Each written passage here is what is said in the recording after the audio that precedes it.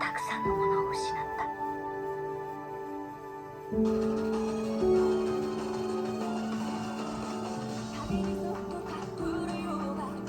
Doubt or try pushing me away the first time they see me. I guess that's because I'm asking if he left the story, like how much from you if he left the story. Not at all.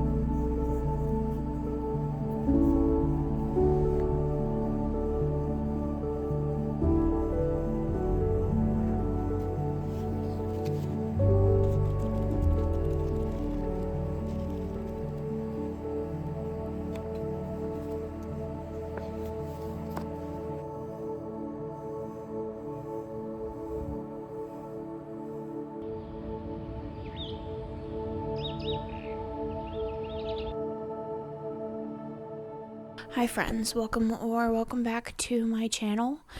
A week ago today I had my surgery and I kind of feel like I am recovered. I was on bed rest for a week. The whole experience was awful. I don't really feel like talking about it at the moment, but I do want to talk about it at some point. This weekend I felt like I was finally recovered, and so my partner and I went to the card tournament that I talked about in my last video that I wanted to go to, and it was fine as far as like my incisions and stuff like that. I am no longer on any pain meds, but I got very overstimulated. There was quite a bit of people there. We were there for many hours, and there were loud people, there were screaming kids, like all of that. And I also didn't bring food, so I got overstimulated, I got overwhelmed, and so by the end of it, I was just in a really bad mood. Thankfully, I'm cognizant of my reaction to situations like that, so I sort of expected it, and I started to recognize when the signs were coming up. So I was able to go sit in the car for a little bit, like remind myself that that's the reaction that I was having.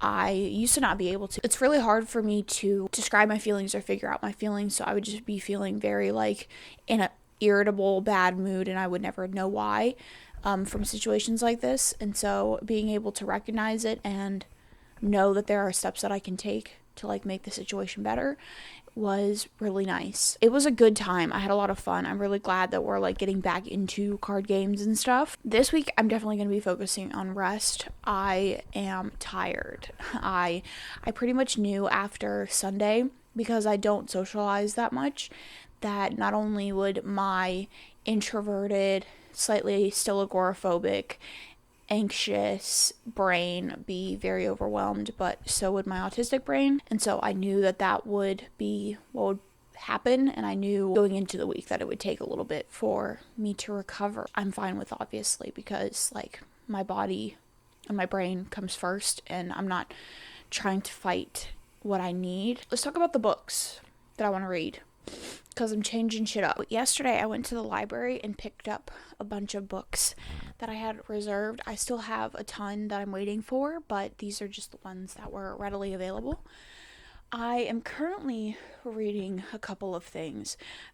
First up, I'm reading Unmasking Autism by Devin Price. This is a fantastic nonfiction about what autism is, what it looks like, what sharing experiences, what masking is, how to unmask, how to live your life as a more authentic autistic person. And I am 190 pages in, and I'm a firm believer, especially with nonfiction or big books that you feel like you're not smart enough to read, to take what you can, take in what you can, what applies to you, what you love, what resonates, and leave the rest, and just enjoy yourself and don't stress about, well, I didn't get it, or I'm not smart enough. So this is a very accessible book, but there are portions of it that I don't feel apply to me, which is, fine. Not all nonfiction is going to be written for me. I have a very specific experience, and nonfiction shouldn't be written for me. It should be written so you can read other people's experience. For this in particular, I am reading everything, taking in what I feel applies to me, and reading personal experiences of other autistic people, and it's nice. I'm just reading a chapter every single day, so this is a good read. But recently, I've really been wanting to change up what I've been reading. I've been feeling very stagnant in a lot of ways, and reading being my main hobby, I wanted to kind of diversify what I was reading and allow my brain to eat as I have been thinking about it, giving my brain new resources, new material, new food. So I dipped my toe into some literary fiction and some nonfiction, and that is sort of what I got from my library. And then I also did get some nonfiction for myself, books that I want to read, and I got them either because none of my free services had them, or because I knew that I wanted to annotate them. So first up, after Unmasking Autism, I'll probably be reading Adult Children of Emotionally Immature Parents, How to Heal from Distant, Rejecting, or Self-Involved Parents. And then I also got, after that, I got Mother Hunger to read, How Adult Daughters Can Understand and Heal from Lost Nutrients, Protection, and Guidance. And then we have a whole host of nonfiction and literary fiction to read from my library, and this is probably going to be what I read for the next couple of weeks, at least next month or so. First up, we have Maybe You Should Talk to Someone, a therapist, her therapist, and our lives revealed. So then we have Everything I Know About Love by Dolly Alderton. If you're interested in this book, this is on KU as of the time that I am filming this. I don't know how long it will be. I think I'm going to go into this not trying to get new perspectives out of it, or not try to get anything like profound out of it. I'm just going to read it as if it were a memoir. My approaches to memoirs are I'm just taking whatever the author is giving me. I'm not dissecting it. I'm not critiquing it. I'm not doing anything like that, because it's a person's life experience, and if they want to share it, then I'm going to receive it. So I think that's how I'm going to go into this. Next up, we have another nonfiction, which is What Happened to You, Conversations on Trauma, Resilience, and Healing. I have heard great things about this for CPTSD, which is something that I have been diagnosed with. So that will probably be another chapter by chapter read. We have The Anthropocene Reviewed by John. Next up, we have If I Had Your Face, which is honestly just a really, really stunning cover that I love so much. So next up, we have another nonfiction, which is Atlas of the Heart by Brene Brown. This is mapping meaningful connection and the language of human experience. We have another literary fiction, and that is Memorial. Last but not least, as far as my library books go, we have Exciting Times by Noelise Dolan. Those are the physical books that I'm reading, and then I'm also currently reading some ebooks, and I'm listening to an audiobook. I am reading Twisted Lies. This is the last book in the Twisted series. I don't love this series. I've given every single book 3 stars. But I just wanted like a fun contemporary romance. I'm constantly trying to give these series that people love new chances, because I want to love things too, and I want to know why people love them. But I actually liked the 3rd one a lot more than I was anticipating, and I'm enjoying this 4th one a lot. It has like an obsessive hero, and I really, really like that. He's pretty much obsessed with her right off the bat, and that's one of my favorite tropes. And the heroine is like an influencer of some sort, and of course the hero is a billionaire. And yeah, so I'm enjoying it so far. I'm not very far in. I'm also listening to the audiobook of On the Same Page, which is a sapphic romance about two friends who've been friends since college, and they start up a sexual relationship, and it's incredibly angsty, very sweet and hot, and I'm really liking it. I'm like more than 50% of the way through. I think I only have like 2 hours left at 2 times speed of the audiobook, and like it's a very, very, very, very, very good, solid romance. It has everything you could want from like a friends to lovers. It's angsty, it's sexy, and like the feelings are just so good. I am very excited to dive into these stories, so this is probably going to be a really restful, reading filled week, and I hope you guys enjoy it. I do have another tournament tonight and on Saturday, but they should be way smaller, so yeah, so we'll talk later.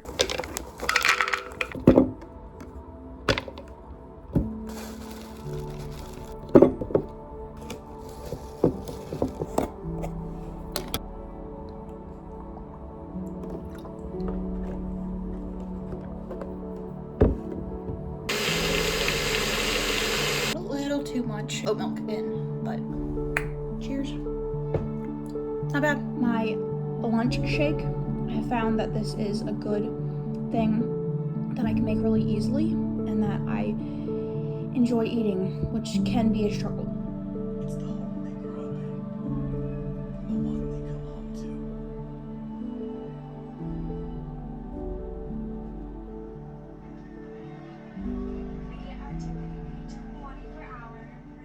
Good morning, friends. Happy Wednesday. It is very, very early. My partner started a new work schedule, and when he starts getting up and getting ready, my cats go crazy, and then it wakes me up. So I've been up ever since. But I just finished Unmasking Autism. I wanted to talk about it a little bit. This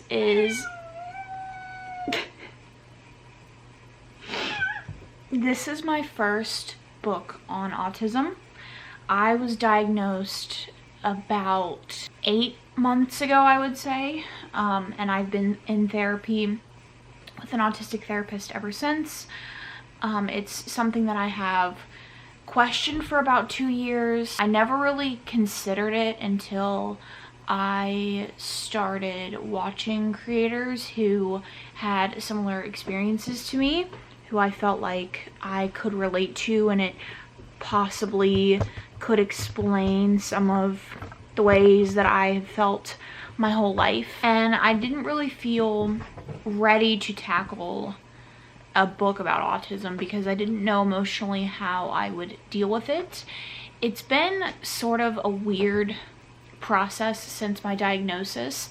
It's something that I have worked through in therapy, something that when I first got diagnosed, I thought about it a lot, and it's something that I consider when I'm going into situations that I don't know how I'm going to react, and it's allowed me to have like little aha moments with things that I would react to that I didn't understand, or that I felt like were weird, or things that I didn't even recognize as autistic or neurodivergent things. I just thought they were like things that everybody dealt with, particularly in social situations. Many months, almost a year into my diagnosis, and so I thought it was time that I sort of explore that a little bit more.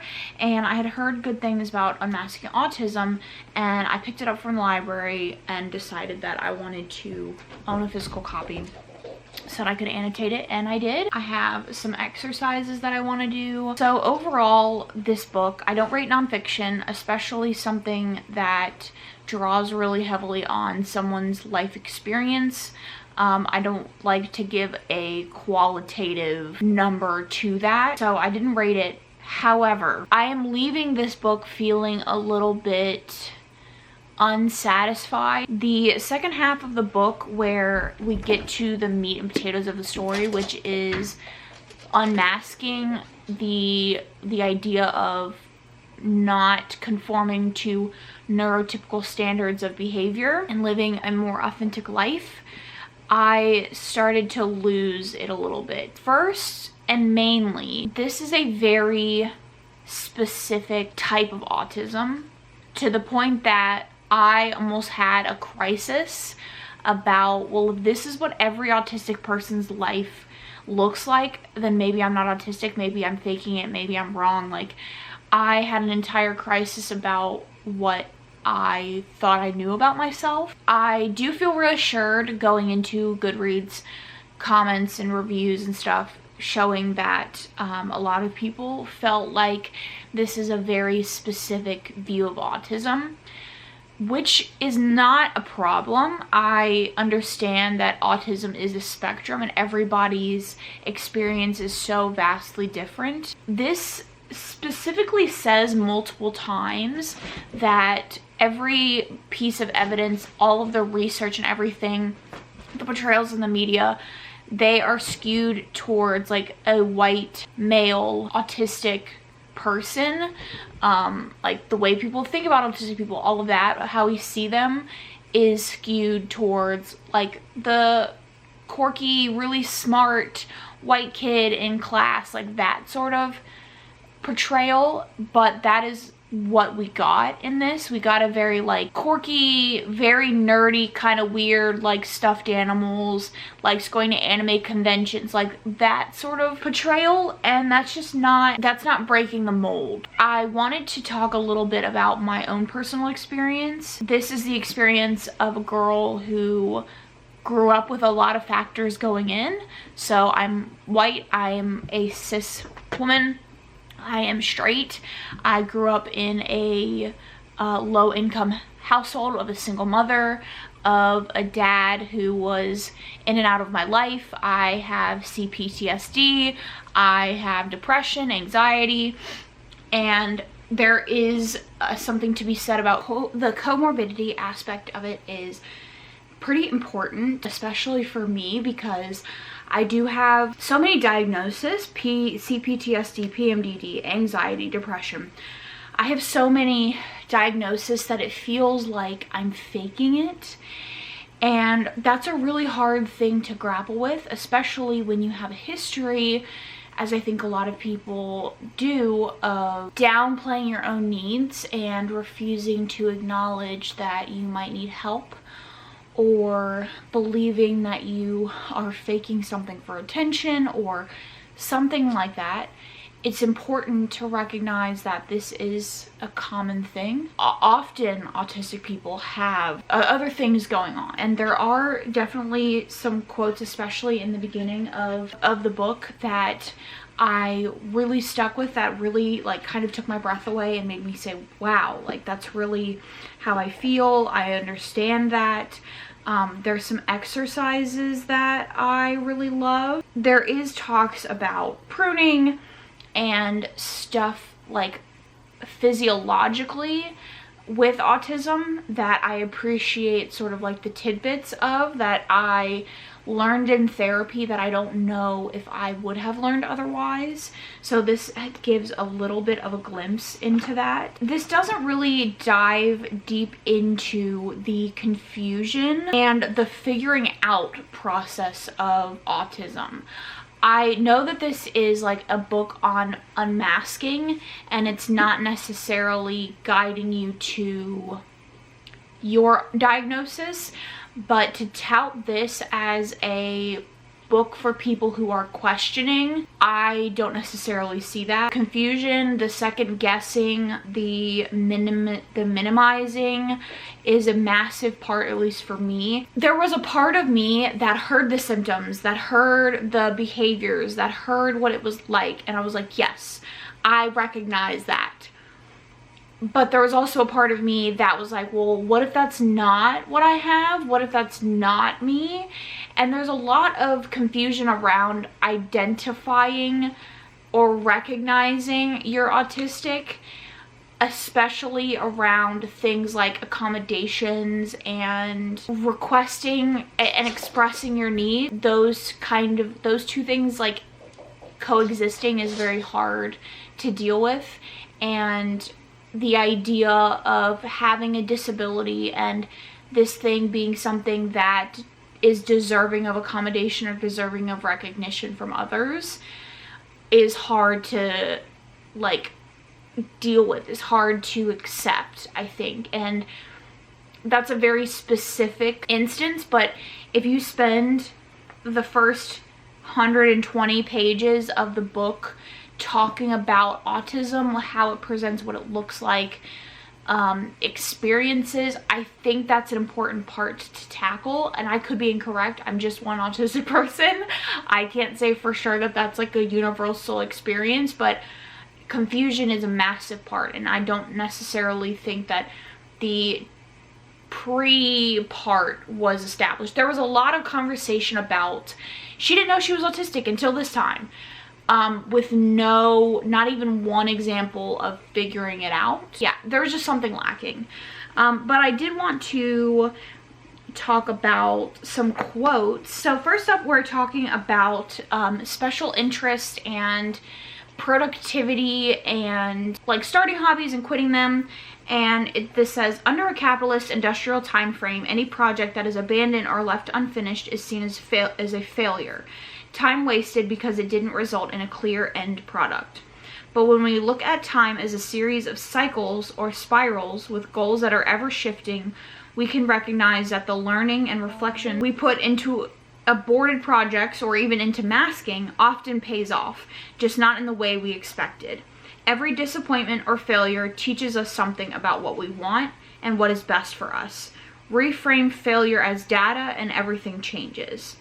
Marta encourages neurodiverse people to think of progress not as approaching a fixed point that lies ahead of us, but as movement and adaptation, slowing down and speeding up as our situation requires. There's a great section in this that has good tips that I wish were more explored about routines and rethinking productivity, rethinking your own routine, the cycles of the work-life balance situation that I wish we had talked about a little bit more. This is probably my favorite line because this speaks to multiple parts of myself, but it follows an exercise where you're appreciating the things in your life that autism has given you. So the traits about yourself that normally you might have once degraded yourself for, you're appreciating them, like hyperfocus,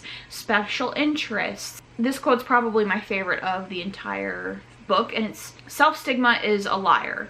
You're not cringy, too much, a baby, or a cold-blooded creep.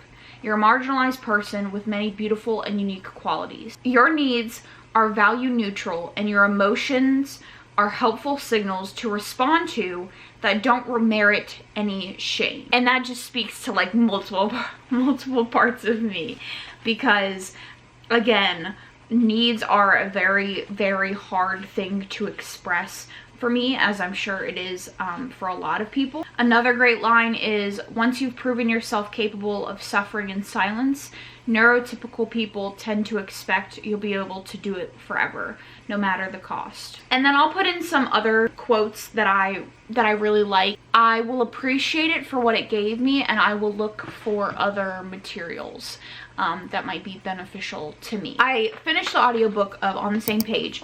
I really liked it. It's a very good romance. I ended up giving it 4 stars. So we alternate chapters between one of the heroines in college when they met and the other heroine in the present. And there's so much personality of the two in the past when they're in college. And then when we go to the present, a lot of the personality of Gianna, who is the love interest, who we get the point of view of in college, is lost. And we don't really get a ton about her until the end. We don't have any present day point of views, and it left a little bit to be desired, but overall I think it's a great story. I am a sucker for friends to lovers. I think it just leads to so much like emotional depth in the relationship, depending on the friendship obviously, and I really liked it. I would recommend it. It's not like anything crazy as far as plot. It's just like two people who are friends and have been friends for years, like entering into this relationship that like changes their relationship dynamic. But it's great. I liked it a lot. And then I also started the audiobook for Sociopath. This is a memoir written from someone who is a diagnosed by themselves sociopath. Based on the reviews and things that I've read, it doesn't seem like they get a diagnosis until much later in life. Obviously, we're reading their past experiences through the lens of someone who has been diagnosed with personality disorder. We don't have that context when we're reading what they experienced in the past. So it's like a biased view, obviously, as it is when anybody's giving their perspective on their life. But I'm not going to rate it. It's obviously a memoir. It's just something that I was interested in. Personality disorders in particular are not something that is discussed in an open and empathetic way. It's often discussed like with serial killers and things like that, and we don't talk about the people who have personality disorders that don't commit crimes, and how isolating having those things can be, and the lack of empathy that they receive. And yeah, so I wanted to pick the book up. I'm excited to continue reading. I am 15% of the way through, and we are still talking about her childhood experiences. So far, it's a lot of her relationship with her mom. The thing about specifically antisocial personality disorder, they can have emotional connections. They can feel love for specific people. Colloquially, there is a sociopath and a psychopath. Generally, a sociopath is someone that can have romantic or loving feelings towards like one or two people.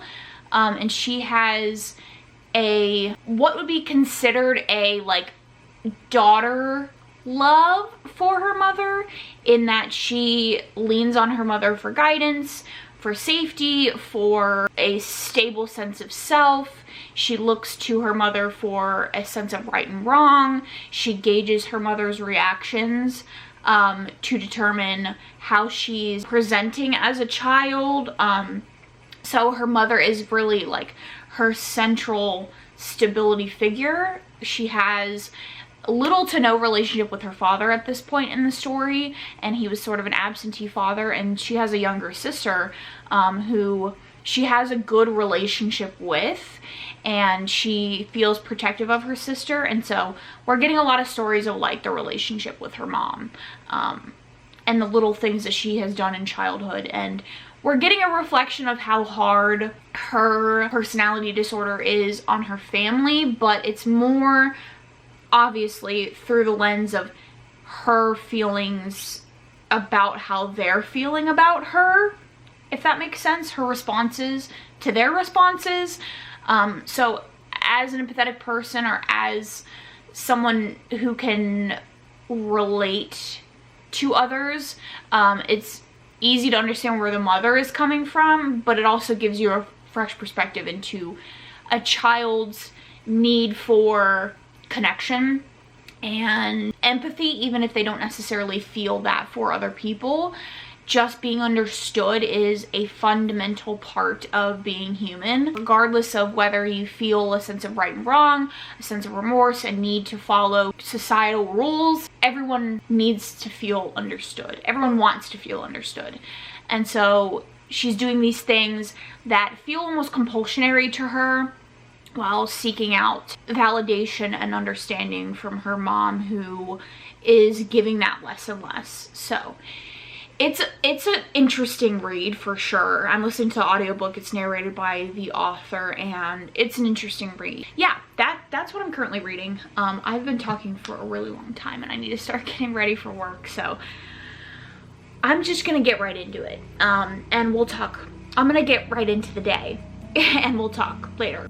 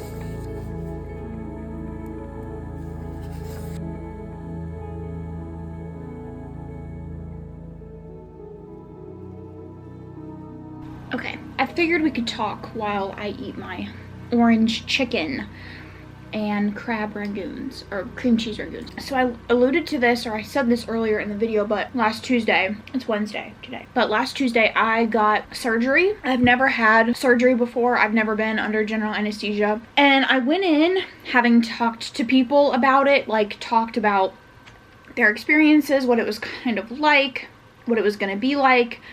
So I thought I had some sort of basis of understanding before I went in, and that opinion could not be further from the truth. I got a tubal ligation, I got my birth control implant switched out, and I also got some polyps and stuff removed from my uterus. The surgery itself was supposed to be like 45 minutes for the tubal ligation, 30 to 45 minutes. With the other stuff that my doctor had to do, it was going to extend it out. And so I had gotten some people's opinion, you know, that you're gonna go in, they're gonna prep you, you're gonna go in the OR, you won't remember really anything. You'll wake up in the recovery room or in your own room, or however the hospital does it. You're not gonna remember anything. It's gonna be like that. You're gonna wake up, they'll monitor you for a little bit, and then you'll get to go home. Mine was an outpatient surgery, so I got to go home same day, and I was just on a week of bed rest. I got to the hospital 2 hours before the surgery was supposed to happen. My surgery was at 8:45. I got there at 6:45. You have to have someone with you. I took my partner. We got there early. They prepped me. I sat waiting for about an hour once I was in the gown and everything. They took me back. They put me to sleep. And I woke up very briefly in the recovery room, long enough to say that I was going to throw up, and I immediately fell back asleep. And then the next thing I remember was them asking me if I was ready for family to come back. And I said yes, and immediately fell asleep. And for the next hour and a half, I continually woke up, fell asleep, woke up, fell asleep. And it was one of the worst experiences that I have ever had dealing with medical things.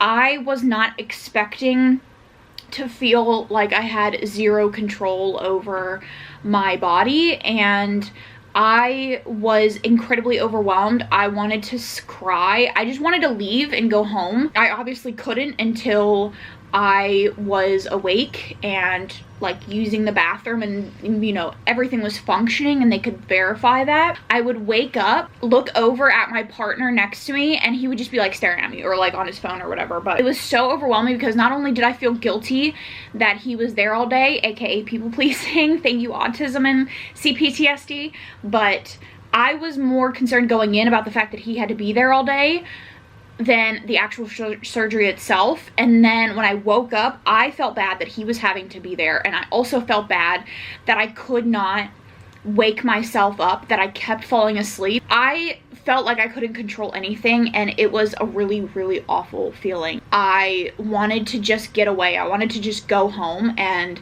it felt like it was never going to end, and it was incredibly overwhelming, and I almost had a panic attack, and I wasn't anticipating it to be like that. Like, I had people say, you're gonna struggle to wake up, you'll probably fall in and out of sleep, but I just wasn't anticipating that. And once I was home and in bed, like, things were fine. Thankfully, it wasn't very painful. It would get sore and stuff. It was painful when I would move too much, but I was able to get a spot in the bed that was comfortable. The biggest pain for me was my Nexplanon switch out. So I'm actually still like really bruised, and it's still pretty uncomfortable. I don't personally like the insertion of the Nexplanon. That's why I wanted to do it in surgery, because the experience is also not great, and the pain afterwards is not great. I think it's worth it. So overall, like, it just wasn't a good experience, and I wish that I had had someone phrase it to me in the way that I'm phrasing it right now, because it was incredibly overwhelming.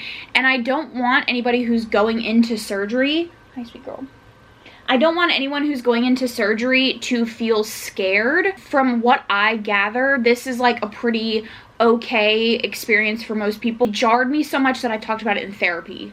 and we had like a full-on discussion about it. I just wanted to disclose that. And last week the pain meds that I was on made me so dizzy that I couldn't do anything. I had to stare at a computer screen because I couldn't watch TV, I couldn't read, I couldn't play video games, I couldn't even really watch the computer. I would have something on for noise, and then I would have to, like, you know when you can make your eyes unfocus on something? I would have to make them unfocus on it. And it just, like, wasn't fun. Obviously, when you're getting cut open and you're having a portion of your organ removed, like, it's not fun, but I don't even necessarily know what caused the reaction in me, but just kind of to know what you're getting into. But yeah, I've been talking for an insanely long time. I'm gonna eat my food, and then I'm gonna read a little bit, and we'll talk later probably.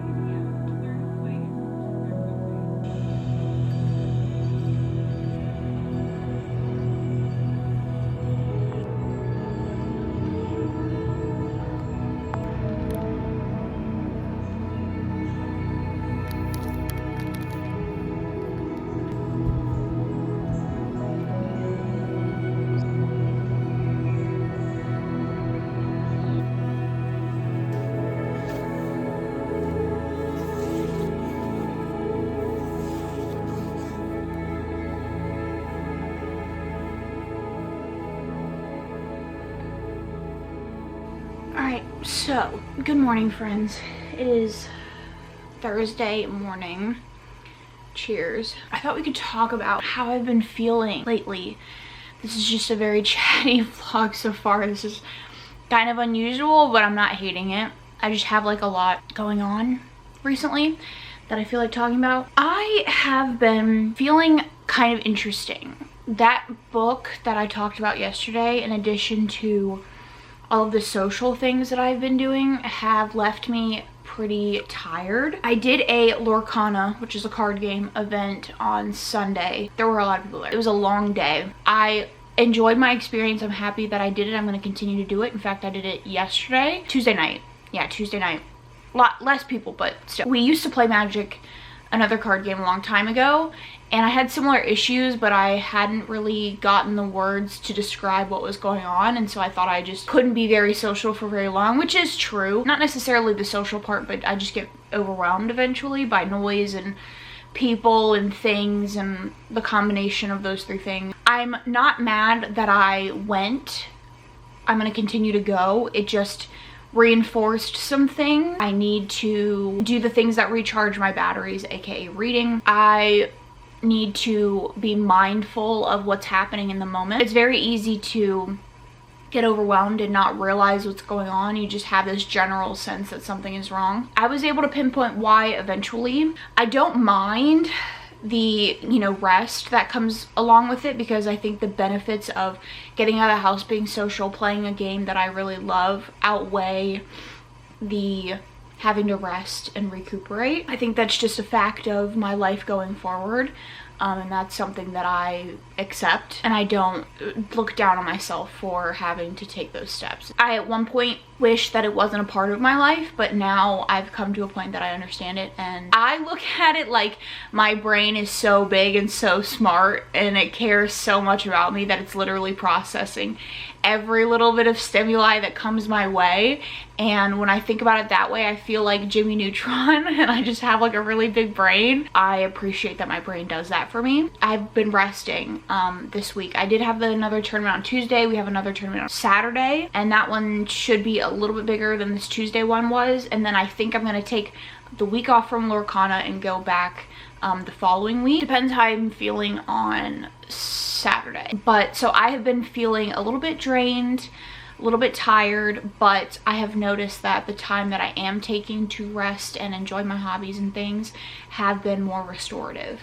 I've allowed myself to do them without feeling bad, and I think it's also helped a lot that I'm branching out and kind of exploring different reading genres while I'm doing this. So I'm getting the restoration of doing a hobby that I love, and I'm also exploring and kind of scratching an itch that I've been having for a while, to read new stuff, explore new worlds, stuff like that. So I am feeling good, even though I'm tired and my social battery is at a negative, and that autism book left me feeling weird, and there's just like some things that I want to talk about with my therapist today.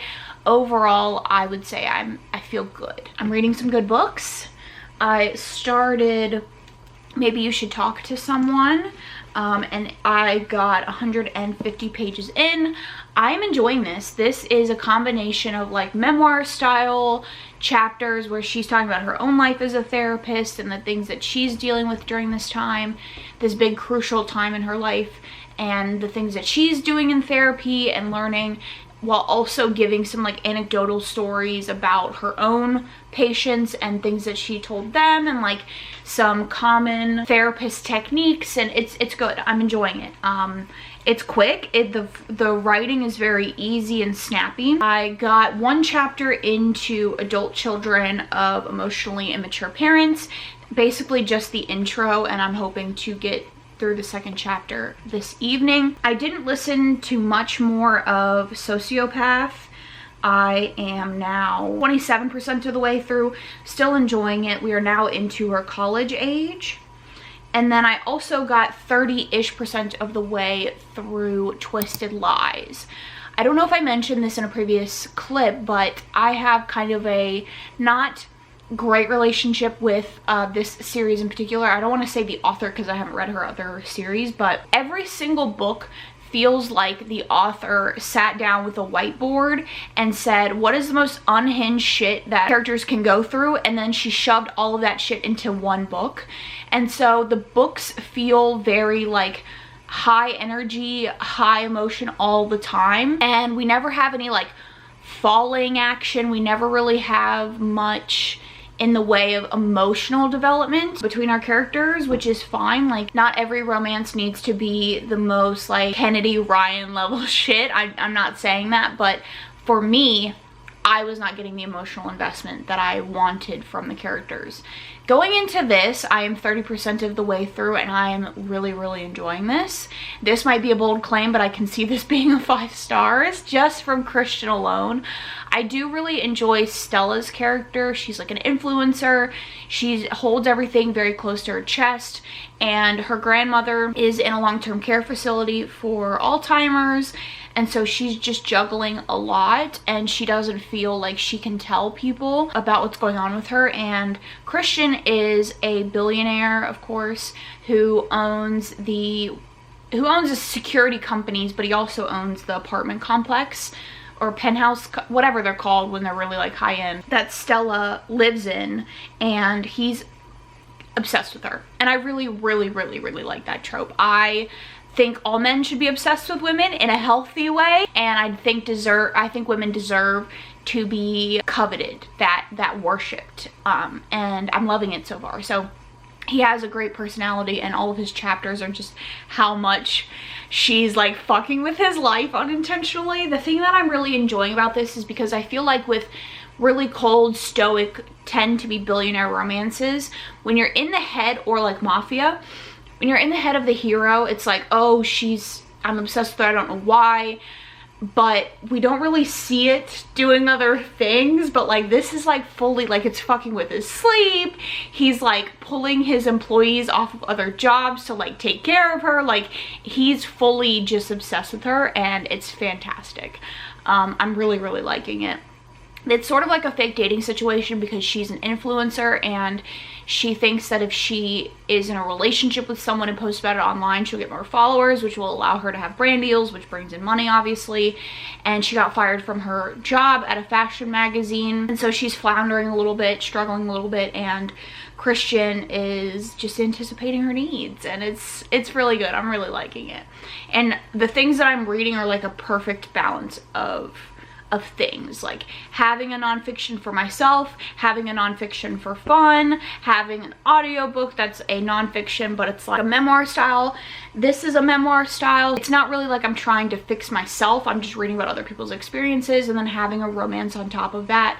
of all of those things is really good. So I feel like even though I'm reading a lot of nonfiction, which I don't tend to do, I think my balance is perfect for what I'm needing right now. But I feel good and I'm happy to report that. But I need to drink the rest of my smoothie and go to work. Yeah, I need to go to work.